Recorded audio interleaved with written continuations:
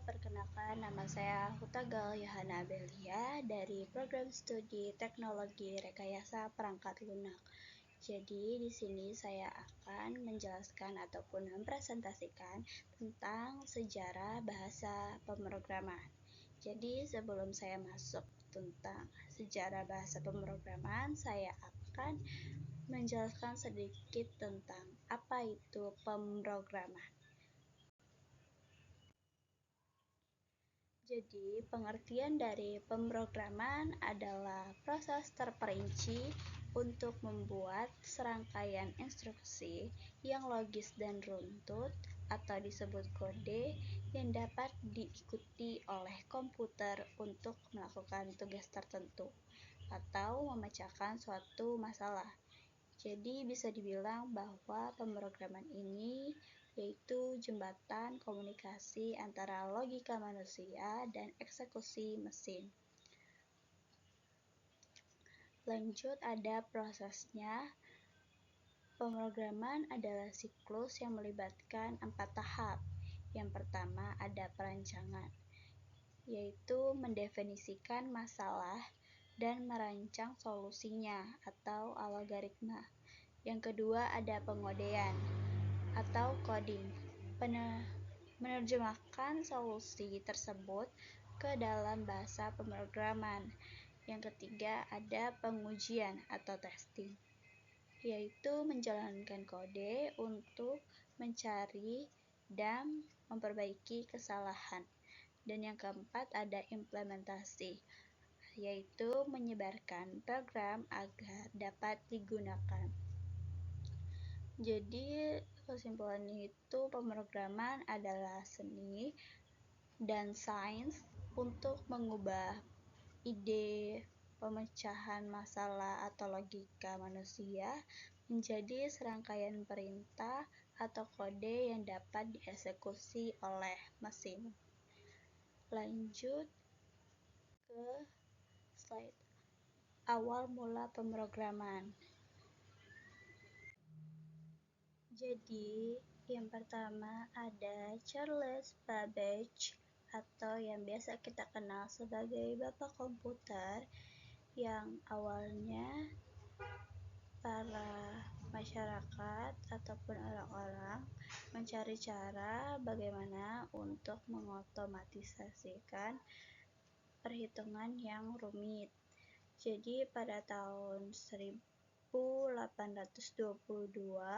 Charles Babbage merancang sebuah mesin yang dinamakan differential lalu kemudian merancang analytical engine.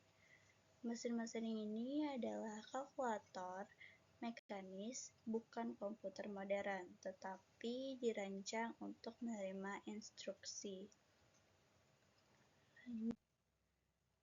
Yang kedua ada tokoh bernama Ada Lovelace, yaitu programmer pertama, di mana kisah pentingnya ada di tahun 1843. Babbage bertemu dengan seorang ahli matematika dan putri penyair Lord Byron, yaitu bernama Ada Lovelace. Lovelace memahami potensi analytical engine bukan hanya sebagai mesin hitung, tetapi sebagai mesin yang dapat memanipulasi simbol apapun, seperti angka, musik, dan gambar. Ia menulis serangkaian langkah algoritma yang ditujukannya untuk mesin tersebut, untuk menghitung urutan bilangan Bernoulli. Karya inilah yang diakui sebagai program komputer pertama di dunia. Lovelace lah yang pertama kali membayangkan konsep perulangan atau looping, sebuah ide yang fundamental dalam pemrograman modern. Lanjut ada perjalanan bahasa komputer pada generasi pertama. Jadi, generasi pertama ada bahasa mesin, di mana komputer awal seperti ENIAC yang ada pada slide yang gambar pertama pada tahun 1945 dan juga ada Univac pada gambar kedua pada tahun 1981. Hanya bisa memahami bahasa mesin, yaitu instruksi yang disajikan dalam bentuk kode biner 0 dan 1. Jadi masalah pada bahasa pemrograman di komputer awal ini yaitu pemrograman komputer dilakukan secara fisik. Jadi seringkali dengan mengatur kabel atau switch. Jadi jikalau ada kesalahan, cukup sulit untuk ditemukan apa kesalahan tersebut. Lalu ada kesimpulannya, bahasa biner terlalu sulit dan lambat dan rentan kesalahan bagi manusia. Lanjut, yang kedua ada bahasa assembler pada generasi kedua. Untuk menyederhanakan proses lahirnya bahasa assembler, penemuan kode biner digantikan dengan singkatan berbasis bahasa Inggris yang mudah diingat, yang disebut mnemonic. Misalnya add atau ADG untuk penjumlahan atau move untuk memindahkan data.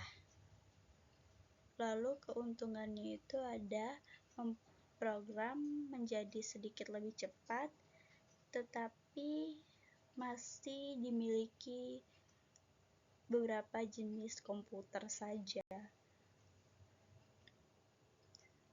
Lanjut di tahun 1950-an. Jadi titik balik dari bahasa pemrograman tingkat tinggi ada pada tahun 1950-an.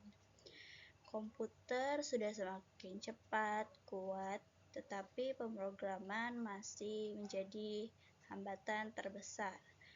Para ilmuwan menyadari bahwa kebutuhan bahasa yang lebih dekat ke bahasa manusia dan tidak terikat pada satu jenis mesin. Lalu kemudian lahirlah sebuah bahasa revolusioner yang dinamakan sebagai Fortran. Jadi titik balik besar terjadi pada tahun 1957. Tim di IBM yang dipimpin oleh John Bucks menciptakan Fortran atau formula translator, di mana bertujuan untuk menerjemahkan rumus matematika ke dalam kode program dengan mudah. Lalu dampaknya, ini adalah bahasa tingkat tinggi pertama yang cukup sukses secara komersial dan digunakan secara luas. Fortran membuktikan bahwa mesin dapat menerjemahkan bahasa yang relatif mudah dipahami manusia ke dalam kode mesin yang efisien. Ini adalah awal dari bahasa pemrograman seperti yang kita kenal sekarang. Lanjut ada pada tahun 1959, yaitu bahasa COBOL, atau biasanya bahasa ini disebut sebagai bahasa yang fokus terhadap bisnis. Jadi tak lama dari munculnya Fortran, muncullah pada tahun 1959 yang dikembangkan oleh Dr. Grace Murray Hopper, di mana ia mengembangkan COBOL atau Common Business Oriented Language, dirancang khusus untuk menangani data bisnis yang semakin menegaskan bahwa bahasa pemrograman bisa diciptakan untuk berbagai tujuan. Dan sejak Fortran dan COBOL telah disebar dan dibuka untuk dipakai secara umum, penemuan bahasa tingkat tinggi terus berkelanjutan hingga sekarang, seperti Algol, Lisp, Pascal, dan C, yang dimana bahasa-bahasa tersebut membawa kita ke dunia Python, Java, dan juga JavaScript saat ini. Perjalanan ini adalah transisi dari awalnya yang fokus pada hardware mesin ke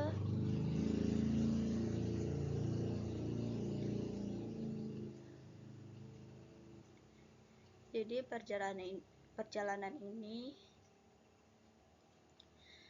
perjalanan ini adalah transisi dari awalnya fokus ke hardware mesin, lanjut malah berfokus pada logika dan pemecahan masalah manusia.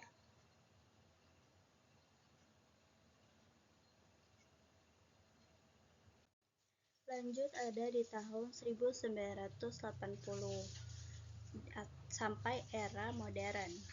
Jadi perkembangan bahasa pemrograman sekitar 1980-an hingga kini masih cukup sering digunakan pada zaman sekarang, yaitu ada bahasa pemrograman modern yang didorong oleh 3 tren utama, yaitu OOP, internet, dan komputasi mobile dan AI.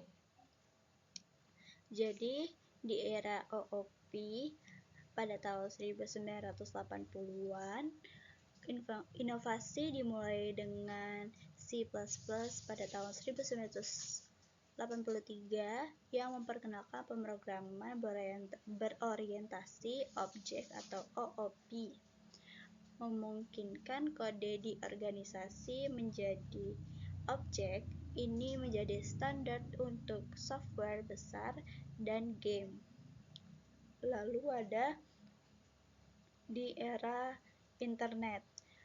Jadi pada tahun 1990-an, munculnya web memicu ledakan multiplatform seperti Java pada tahun 1995, membawa filosofi tulis sekali, jalankan di mana saja atau Wora, mendominasi enterprise dan Android.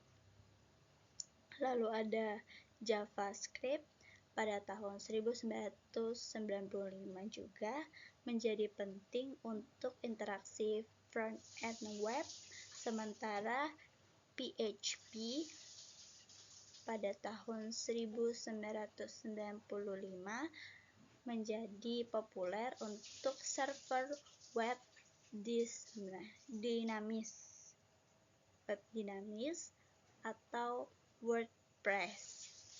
Lanjut di era keterbacaan dan data, itu di sekitar tahun 1990-an sampai akhir, yang dimana muncul yang kita tahu atau pernah kita dengar yaitu Python pada tahun 1997. Menjadi populer berkat sintaksisnya yang sederhana. Di era modern, Python mendominasi bidang data science dan kecerdasan buatan AI yang seperti pada saat ini cukup gempar dan banyak dipakai oleh orang-orang. Lanjut di era cloud dan mobile. Jadi di tahun 2000-an ke atas, perkembangan terbaru berfokus pada efisiensi dan keamanan.